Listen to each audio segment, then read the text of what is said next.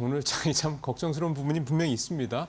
그래서 오늘 이렇게 또 두 분 말씀을 통해서 전반적인 좀 시장 전략도 잘 짜보도록 하겠습니다.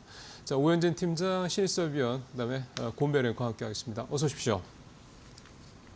네, 뭐 아시는 것처럼 뉴욕 시장 오늘 많이 떨어졌고요. 많이 떨어졌습니다. 나스닥만 4%대 떨어졌었고 M7 종목들 다 큰 폭으로 떨어졌으니까요.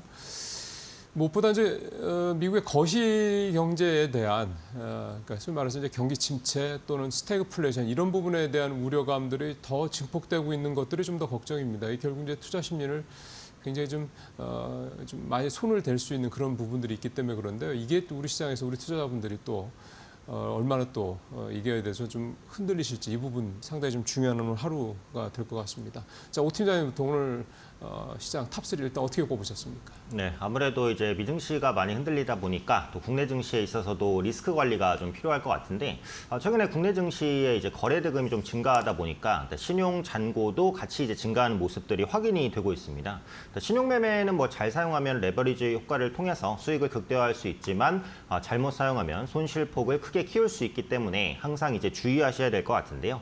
최근에 이제 신용이 증가한 섹터를 보면 시장 강세를 주도했었던 업종이 이제 방산과 조선주에 신용을 좀 많이 쓰신 분들이 많습니다. 특히 종목으로 보면 두산 에너빌리티 그리고 삼성중공업의 B2가 많이 증가를 했는데요.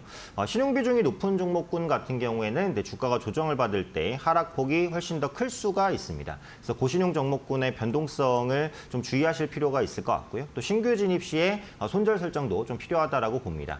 무조건 이제 신용 물량이 많다고 뭐 주의를 하시진 않아도 되겠지만 고점 부분, 그러니까 그동안 주가가 많이 올랐는데 신용 비중까지 높다. 이렇다면 이런 종목에 대해서는 좀 비중 축소라든지 리스크 관리가 필요한 시기가 아닐까라고 판단이 됩니다.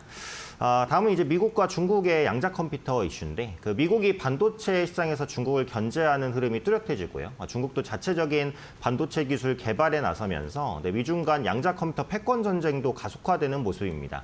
양자 컴퓨터 상용화 시기 같은 경우에는 뭐 늦으면 20년 후 그리고 빠르면 뭐 수년 내에 가능하다라는 전망까지 굉장히 다양한데 다만 이제 각국이 모두 미래 성장 분야로 양자 컴퓨터를 점찍고 있다라는 것 이것은 분명해 보입니다. 그래서 상용화 전에는 분명히 보안 취약성에 대한 문제가 먼저 대두될 가능성이 높고요. 양자 보유 기술, 그러니까 양자 보안 기술에 대한 보유 종목 관심도 좀 필요해 보입니다.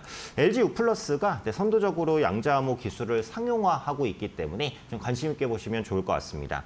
끝으로 행사 관련된 얘기인데 이번 주 목요일에는 그 화장품 뷰티 행사인 서울 인디 뷰티쇼가 개막을 합니다. 그래서 국내외 유통 전문가와 글로벌 바이어 등이 한자리에 모이는 행사라고 볼 수 있고요. K뷰티 글로벌 바이어 수출 상담회도 예정되어 있고 현재 한한령 해제에 대한 좀 기대감도 있기 때문에 K뷰티에 대한 글로벌 관심이 높아지는 시기에 좀 관심 있게 볼 수 있다고 판단을 합니다. 화장품주 전체적으로 한번 체크해 보시고 특히 이제 오이온주의 성장이 좀 지속되고 있죠. 그래서 작년에 코스맥스 그리고 한국콜마는 모두 좋은 실적을 기록을 했습니다. 그래서 올해도 실적 가시성이 확보한 만큼 조정 이후에 추가 상승 기대되니까 화장품 OEM 업종 특히 관심 있게 보시면 좋을 것 같습니다.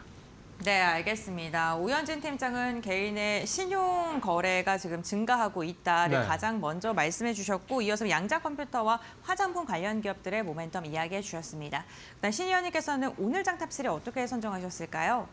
네, 파인메딕스가 성장 기대감에 상한가에 갔습니다. 파인메딕스는 위장, 대장암, 식도암 치료를 위한 내시경, 점막하, 박리술을 시술할 때 점막 절개, 제거, 지혈 기능을 동시 수행하는 내시경 시술기기를 세계 최초로 개발한 회사인데 올해 내시경 장비 매출은 약 15억 원으로 잡았는데 2027년까지 2년 후인데 장비 부분 매출만 100억 원의 매출을 목표로 잡으면서 성장성이 부각되면서 이 시장에서 상한가에 진입을 했습니다. 두 번째는 한화가 52주 신고가에 기염을 토했습니다.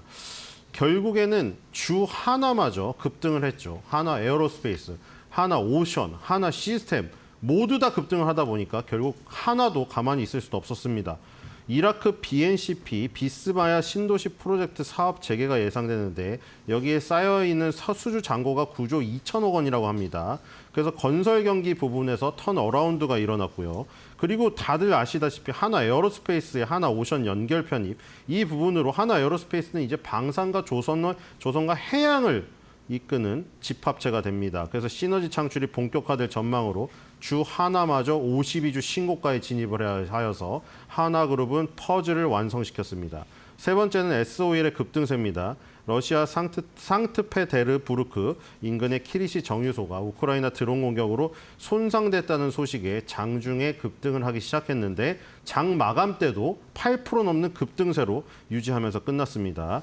그리고 이 지금 지정학적 리스크만으로는 그 연속성이 없겠죠. 중국의 경기 부양책 확대에 따라서 정제 마진 개선에 대한 기대감으로 실제로 지금 유가의 정제 마진이 괜찮은 상황, 이런 부분까지 지금 합쳐져서 마무리될 때 이 지금 장 초반의 기세를 이어가면서 끝난 것 같습니다.